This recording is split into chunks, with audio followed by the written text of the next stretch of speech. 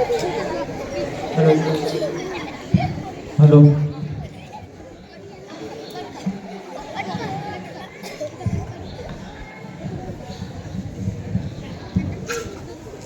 अस्सलामुअलैकुम वरहमतुल्लाहि वबरकातुह। वालेकुम सलाम वरहमतुल्लाहि वबरकातुह।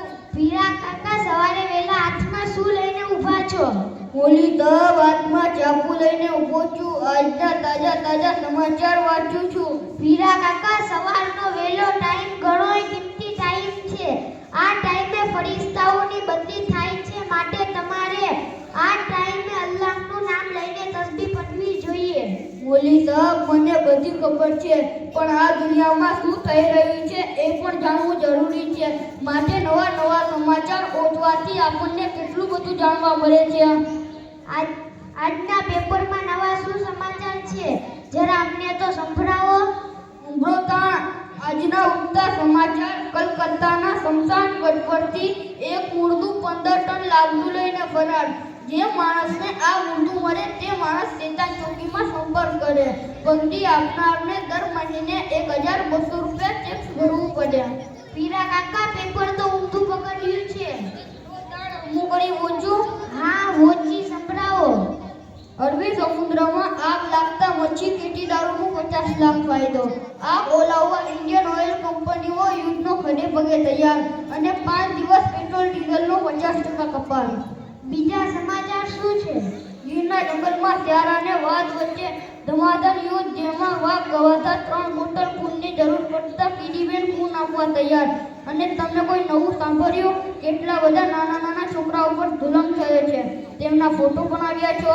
કોઈને 80%, કોઈને 85%, તો કોઈને 90%. નાના નાના છોકરા ઉપર આટલો જુલમ ગજબ થઈ ગયો. આ તમે જોયું? આ ફોટા તો સ્કૂલમાં ભણતા છોકરાઓના છે અને તેમની પરીક્ષાનું રિઝલ્ટ આવ્યું છે. આ ટોકા નથી, ટકા છે. એટલે કે કોઈને 80%, કોઈને 85%, તો કોઈને 90% મળ્યા છે. આવું શું બાફો છો? ઓલી સાહેબ, તું તમને બીજી ખબર સંભળાવું? વડગામમાં પેલા ગોપાલની દુકાનમાંથી ધોરાડાને ચોરી. ઘર ઘરની તલાશ ચાલુ છે. ચોરીની રીત એવી છે કે કાબરનું ચોરું આવ્યું અને તારમાંથી ભજીયા ઉઠાવી ગયું. પીરા કાકા, ભજીયાની વાત આવી તો તમને પૂછું, તમે ગુજરાતમાં ખૂબ ફર્યા હશો અને ખાવાના ચતુકડા હશો, તો તમને શું ભાવે?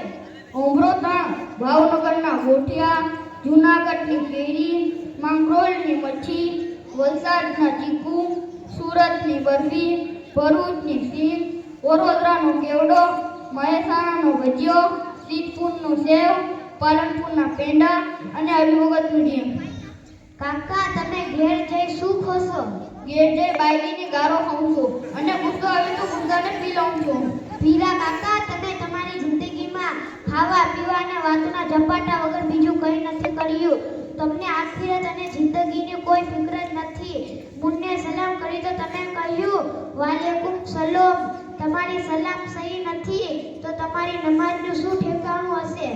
મોલી સાહેબ, મને અમદાવાદ આવું જેવા મત સમજો. નમાજ તો પાકી આવડે છે. પેલા મનુ કાકાએ મને શીખડાવી હતી. અત્યારે તો પણ પાકી આવડે છે. કહેતા હો તો સંભળાવું? લો તાણ સંભળાવો, અમને ખબર પડે.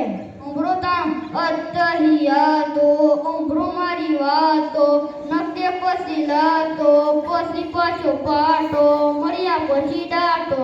લા હવલો વલા કુવતા ઇલ્લા બિલ્લા.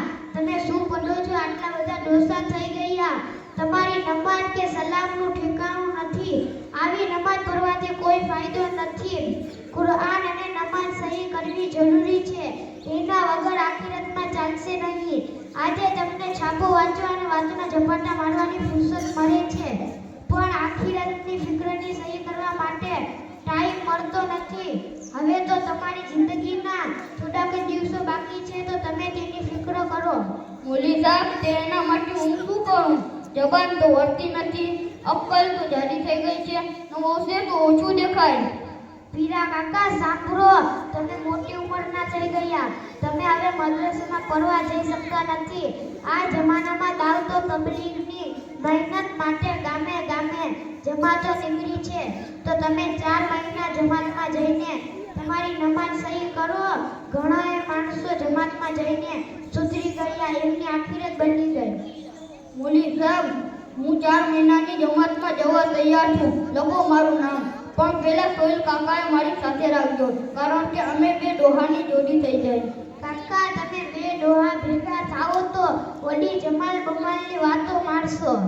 ના મોલી સાહેબ, અમે બંને જણા જરૂરથી શીખીશું અને જરૂર સુધીને આવીશું. લો તાણ જઈએ. અસ્સલામુ અલૈકુમ. વાલેકુમ